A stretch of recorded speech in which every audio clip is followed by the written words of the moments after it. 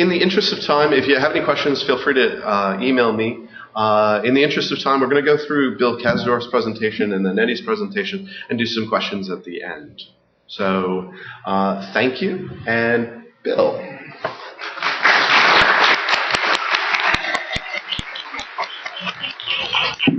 Thank you, Todd, and thank you all for being here. I think you're probably all aware now that we have a new generation of the EPUB standard. It's called EPUB 3, and it's definitely an important milestone in the evolution of digital publishing. Well, given that I just came out of a semantics panel, I want to point out that the word milestone marks a spot along the way. So there's a lot of road that leads up to the milestone, and there's a lot of road going past the milestone. So we're at an important inflection point in how we distribute content digitally.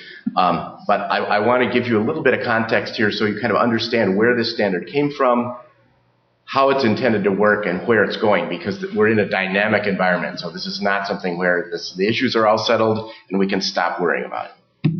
So here, let me give you a little trip down ebook memory lane here. I'll have to point out, being the old-timer that I am, that they've been around about as long as computers have been around. So during the 60s and 70s, it was something of high interest in getting digital texts into a digital computing environment. The experiments there were done on mainframes, typically in the 60s and 70s.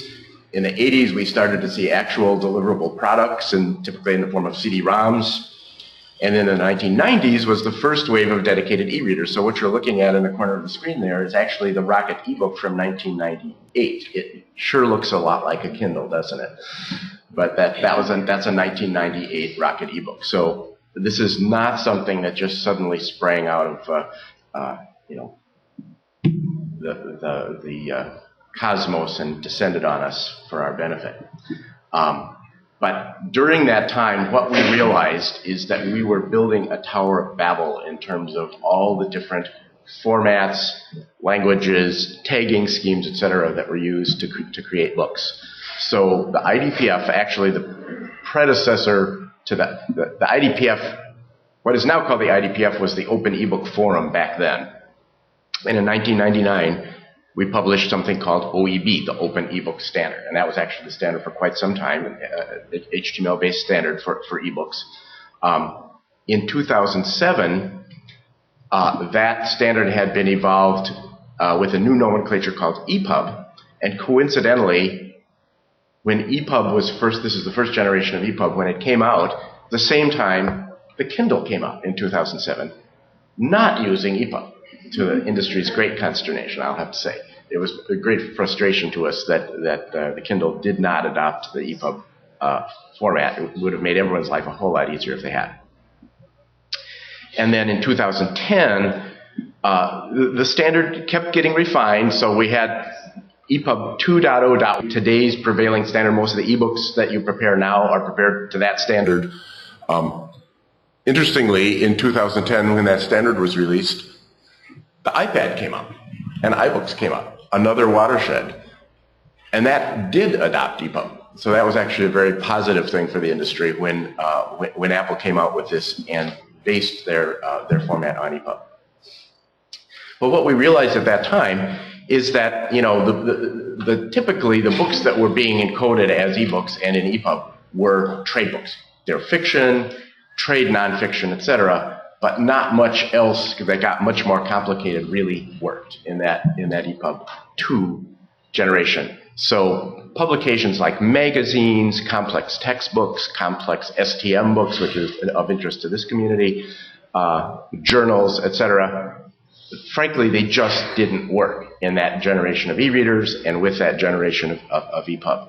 So that's when the IDPF realized that we need to come out with a next generation specification for EPUB, so that again we'll have this lingua franca of how a publisher can prepare their files and organize their content in a way that can be used in multiple systems on multiple devices, so that they're not having to do proprietary tagging and organizational schemes for each particular way they're distributing content. So there were a number of, this is an international initiative, totally open, And so I wanted to get at what the kind of the mandate for this group was.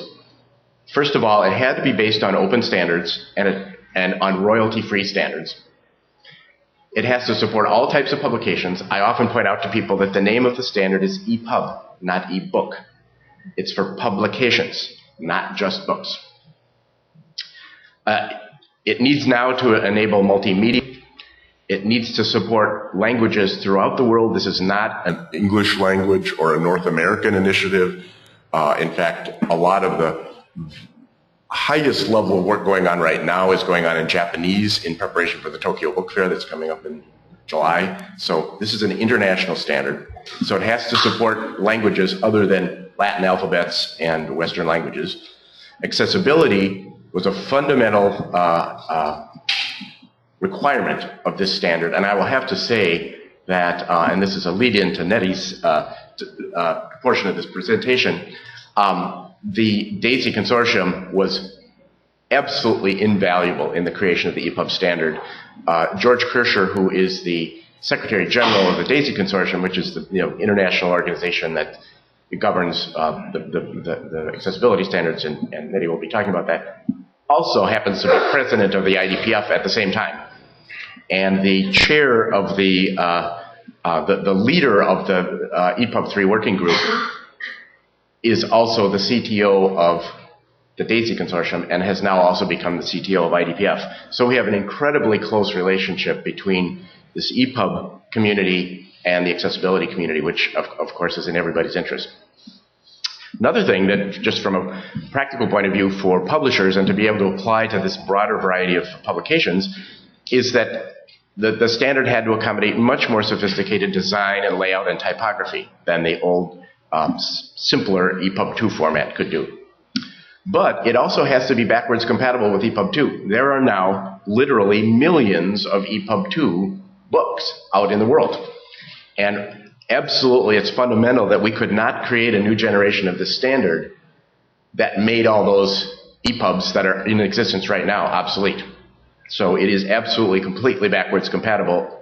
Any EPUB 3 reading system will render any EPUB 2 book properly. Fundamentally important. And I get that question all the time from publishers because they're thinking, right now, most books are still published as EPUB 2s because that's what the reading system environment can deliver right now.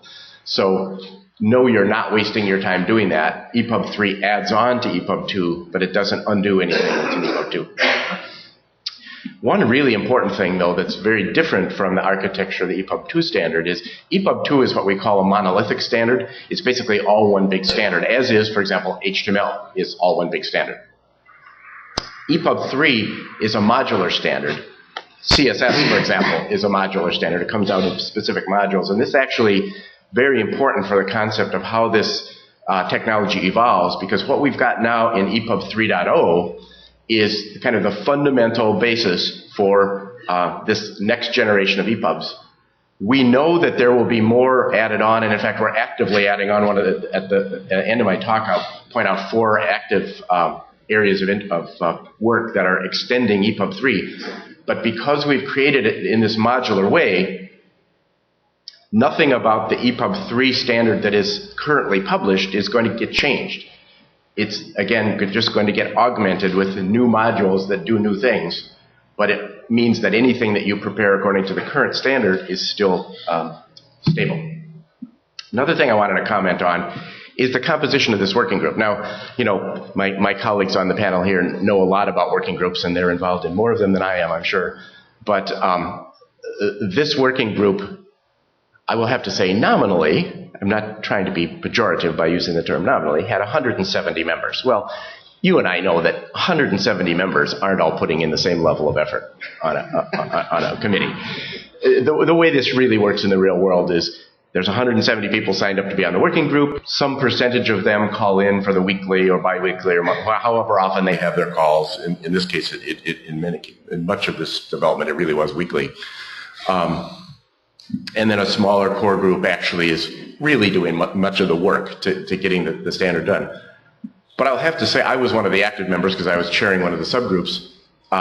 It was an incredibly diverse and collaborative initiative And I think what's important to know about it is that some very major players were major participants in shaping the standard. So Google was fundamentally, I mentioned Daisy already, but Google was fundamentally an important part of it. Adobe, very fundamentally part of helping us, and continues to help shape the standard.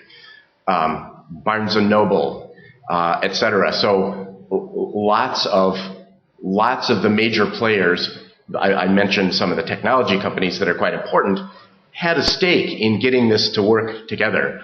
I think that was really quite something, because many of these companies are fiercely competitive with each other, but yet they did kind of sit down together to work out something that's everybody's common interest, to get this to work interoperably as much as possible across the industry. And that includes lots of publishers of different sorts, librarians, technology providers, retailers, etc. Not all of them, so I will refrain from naming the ones that didn't participate, but just be aware that many of the most important players, from big trade publishers down to very small scholarly publishers, were actively involved in this initiative. So the fundamental technologies underlying EPUB 3 are really the fundamental technologies of the modern web, and that was a very deliberate decision.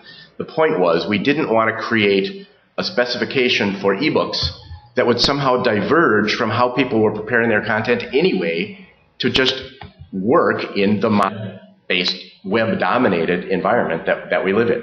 So it's based on HTML5, and it's actually what is called, in geek speak, the XML serialization of HTML, which means it's expressed as XML, so it's rigorously expressed rather than loosely expressed. Uses CSS3. We defined a specific profile of CSS3 called EPUB style sheets, but everything in those style sheets is part of the CSS3 standard. SVG, which always was that's scalable vector graphics. It's basically the PDF technology expressed as XML, enabling you to render vector graphics in an XML format.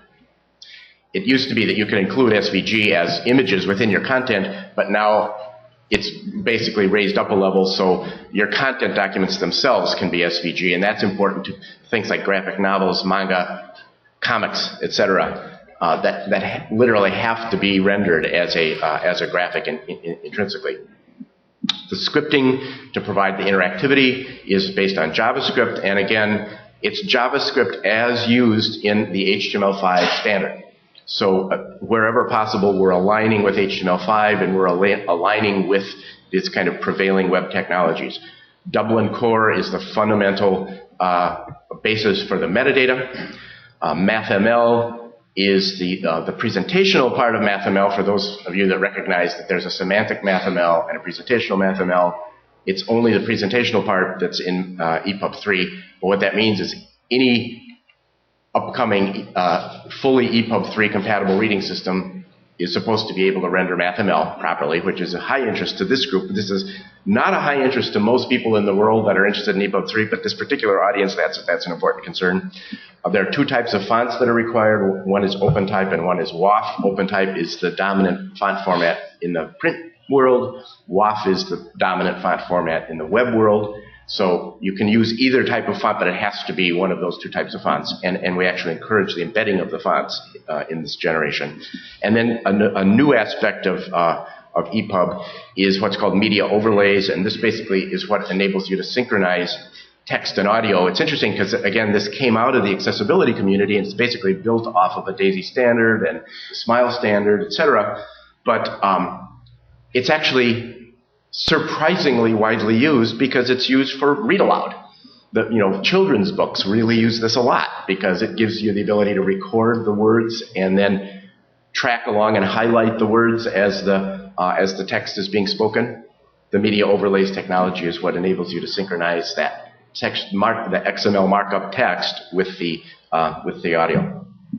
So, what are some of the features and benefits? Well, I mentioned much better layout control, so multi-column layout, much better typographic control. As an old typographer myself, I really appreciate this because, frankly, I do read books on my Kindle, but I think it is butt ugly. I just hate those pages, So I want typography. Come on.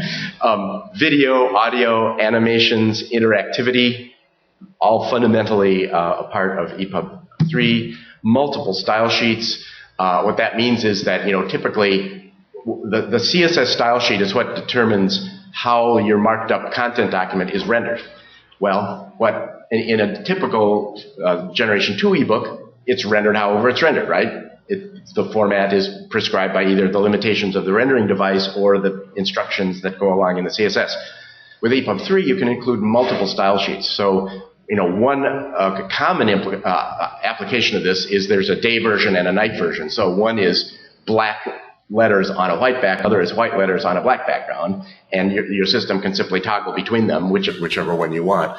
A more useful and exciting, I think, dimension of it is that you can have an EPUB that would have, let me just give you an example of 4 style sheets you might want to have. You might want to have a style sheet for a 10-inch tablet held portrait mode, another style sheet for a 10-inch tablet held landscape mode where the layout is different, another style sheet for a 7-inch tablet held in portrait mode, and another for 7-inch landscape. So all 4 style sheets can be in one EPUB. This is actually a really, really important thing, and I want to stress this so that it sinks in why this is so important, because we're talking about one EPUB file. We're not talking about making 4 different files, right? We're talking about making one file. It's all the same content documents. It's all the same metadata. It's all the same packaging and organization. It's just that there's 4 style sheets provided in that package. And the system, using a CSS property called media queries, gives you the ability to say, now use this style sheet, now use that style sheet. Really, really powerful. Vertical writing and Ruby are needed for Asian languages. Expanded metadata. I'm not going to get into the detail of that, or I could spend the rest of the day talking about it because that was the area that I chaired. But for example, you can either link to or provide a MARC record or ONYX data within your EPUB now. You can link to streaming audio and video because those tend to be enormous files, and so it's not always practical to actually put those audio and video files in the package. One thing that's pretty fundamental to EPUB is it's designed to be able to work offline. So theoretically, an EPUB ought to render whether or not the device you're working on is online. The one exception is that we have permitted audio and video to be provided only when online so that it can work with a streaming file. It does require a fallback. In other words, it has to present something to the user when they're offline so that the system doesn't simply fail. And then a geeky thing that I won't get into the details, but this is actually really an important part of the specification, and it actually links up to an important activity that NISO is doing.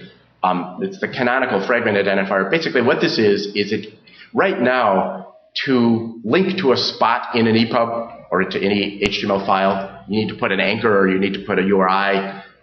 You need to embed something in the file that you can point to. Well, what CFI does is lets you point to something in the file where there is not necessarily a marker. It understands the structure of the package and the document, and it can get you down to pointing to a specific word in a specific chapter of a book if you want. And CFI basically is a common way of expressing this. That may sound really geeky and like who would ever use that? Well, it turns out that almost all the reading systems have a proprietary way of doing this already because it's how they remember where you left off when you were reading, right? I was reading my Kindle before I went to bed last night, and I was just telling Eddie that I fell asleep in the middle of a chapter. Well, when I open up my Kindle again, it's going to open up to that page where I fell asleep and the system turned off. It knows where I was. Well, it put a marker in there. What this does is it gives an industry standard way of expressing that so that potentially, since this isn't here yet, systems will be able to do this. And the NISO activity is, I'll let my colleagues talk about this if they want to get into this, but it's about annotations for ebooks. And you have to have some way to say, what am I pointing to in here? And this potentially can contribute to that. And then lastly, and I guess I'll leave this to Nettie as well because it tends to be mostly accessibility oriented, but it's pronunciation, lexicons, semantic markup, speech markup that enables computer-generated speech to work properly. So anyway, Isn't that all impressive and doesn't that all sound cool?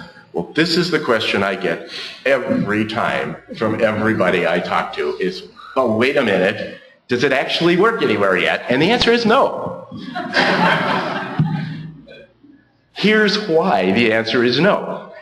The whole idea and the reason that this spec was developed on a very fast time frame is that we wanted to get ahead of the reading system developers. The whole point is we wanted to get the spec out there before a lot of technology got implemented when it would then be too late to turn back and get them to conform to the standard. So systems are being developed conforming to this standard. Stay tuned, but they're not there yet, so the answer is no. You can't currently create an EPUB file, EPUB 3 file that uses all these features and then render it properly somewhere. But it's still the safest and most practical way for you to create eBooks at this point. DAISY, and again I'll leave it to Nettie to talk about this, but it's the recommended delivery format for accessible content. Another working group I'm involved in is in the magazine industry. It's called PSV, the Prism Source Vocabulary, and it's a vocabulary for publication and magazine content, fundamentally based on aligning with EPUB 3 as a delivery format. So the world is actually getting together on these things, and it really is an important way to base your content. The IDPF itself has 3 really important initiatives that are helping to advance adoption. One is called the Readium Project, where we're actually, for those of you that aren't techie, WebKit is the leading rendering engine behind a lot of this technology. So the Safari browser, the Chrome browser, the iPad, etc. All of those devices, not all devices out there, the system, for example, but many of the leading devices actually use this Readium technology, which is an open source rendering technology. It's actually advanced mostly by Google and some others. Because it's open source, it's freely available. And a lot of the reading systems are based on it. So what IDPF has done is to initiate an activity within the open source community to implement all EPUB 3 features in WebKit and implement them in the Chrome browser. So stay tuned, you're going to start seeing the ability to render this EPUB content in a widely available medium, and it also means that the code that's being created and contributed by people like Google and Barnes & Noble and Adobe, etc., who are all contributing code to this project, will be able to be used by any system that uses WebKit as a rendering engine. So that'll really help advance adoption. We also have a next generation of EPUB check, which is the validator, where you basically upload your content and it tells you if it's valid EPUB 3 or not. And then the last thing we've got, and this is actually complete now, is an EPUB 3 samples project. So there's an actual sample of everything that is in the spec. You can actually see a publisher's real content implementing that feature so that you can see how they've done it. And I mentioned that this is an ongoing initiative, so there are 4 working groups that are active right now within the IDPF working on subsequent additions, modular additions to the spec. One is on fixed layout, which basically what they've done so far is they've actually published an addition to the metadata spec to specify, how to put in metadata that describe fixed layout publications. Advanced adaptive layout. Now that CS6 is out, we can refer to this by name, but you'll know it if you're paying attention to Adobe and InDesign, etc. It's what they call liquid layout. It's the ability of a file to, as you expand or contract the window that you're viewing, it actually changes the layout dynamically. It's really quite cool. It's I saw a demo of this about a year ago on the working group, where you've got a 2-column layout that, as you shrink the screen, the font gets smaller until it hits a limit that you've set. It's saying, no, I don't want it to get any smaller than this. And then the columns get narrower until they get too narrow to be acceptable, in which case it switches to a 1-column layout. Very, very cool thing. So that's going to be an addition to the EPUB spec to be able to incorporate that kind of capability. And another working group that I'm on is the indexing working group. This is to incorporate back-of-the-book indexes and other kinds of index-related functionality into an ebook. and then a group working on dictionaries, glossaries, etc., in the context of ebooks. And I would point out that don't get scared off by the actual IDPF official publication of these standards. These are surprisingly human readable. Yes, there are geeky portions, but particularly if you just start with the overview, it really is a really good introduction to the standard. And of course, there are a lot of other kind of articles and presentations out there. So I hope that's helpful. Thank you very much.